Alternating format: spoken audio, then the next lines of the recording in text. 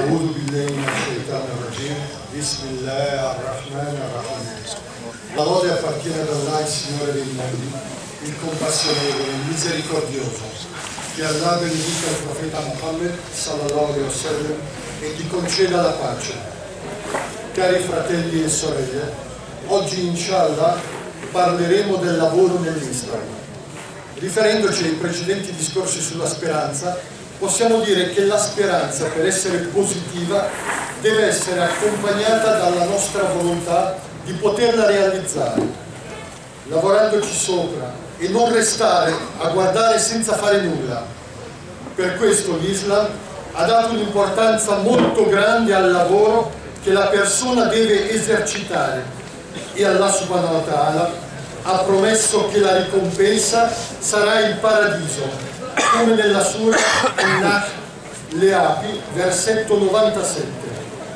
Daremo una vita eccellente a chiunque, maschio o femmina, sia credente e compie il bene. Compenseremo quelli che sono stati costanti in ragione delle loro azioni migliori. Il lavoro ha un significato molto ampio perché riguarda il lavoro per questa vita e, molto più importante, il lavoro da fare per la vita futura. Il lavoro che riguarda la vita futura comporta l'adorazione di Allah subhanahu wa ta'ala con la preghiera e con l'ubbidienza a Lui. Come disse Allah subhanahu wa ta'ala nella sura Al-Imran, la famiglia di Imran, versetto 195, il loro Signore risponde alle invocazioni: in verità non farò andare perduto nulla di quello che fate, uomini o donne che siate. Per quanto riguarda il lavoro di questa vita, comporta dei lavori manuali, mentali, in tutti i settori lavorativi, agricoli, commerciali, industriali, eccetera, eccetera. E infatti il profeta sallallahu alaihi wasallam, quando gli chiesero qual era il miglior guadagno, rispose: quello che deriva dal proprio lavoro, con le proprie mani e con il sudore della fronte.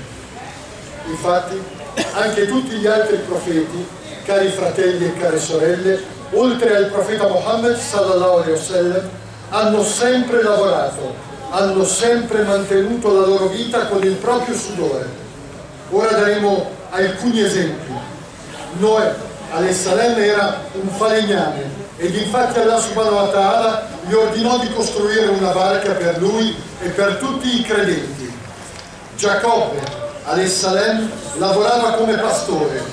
Giuseppe alayhi salam era ministro del tesoro in Egitto. Anche Idris lavorò come sarto. Musa alayhi salam lavorò anch'egli come pastore per 10 anni. Davide lavorò come fabbro ed anche il nostro profeta sallallahu alaihi wasallam lavorò prima come pastore e poi nel commercio fino alla chiamata e alla rivelazione. Cari fratelli e care sorelle, ci sono però delle condizioni per il lavoro per avere ricompensa da Allah subhanahu wa ta'ala, e queste condizioni sono 5. Prima, il lavoro deve essere lecito, vale a dire che non bisogna trasgredire lavorando per esempio con l'usura, con l'alcol, trattando carni che non sono halal, carni di maiale, ma deve essere un lavoro pulito ed onesto.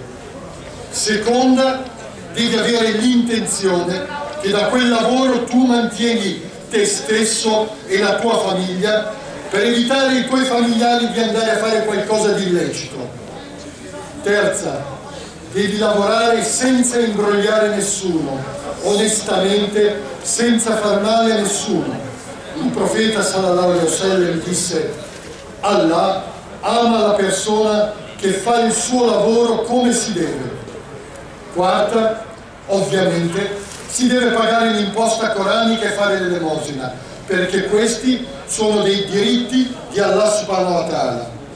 Quinta, questo lavoro non deve impedirti di distoglierti dai tuoi doveri religiosi, come la preghiera ed altro. Pertanto, cari fratelli e care sorelle, preghiamo Allah subhanahu wa ta'ala che ci dia la possibilità di avere un lavoro onesto e che ci aiuti a mantenerlo. affinché questo lavoro, oltre che a farci guadagnare, sia anche un'adorazione verso Allah subhanahu wa ta'ala. Che la pace e la benedizione di Allah subhanahu wa ta'ala scendano sul profeta Muhammad sallallahu alaihi wasallam, sulla sua famiglia, su di noi, le nostre famiglie e su tutti i fratelli musulmani. Assalamu alaikum wa rahmatullahi wa barakatuh.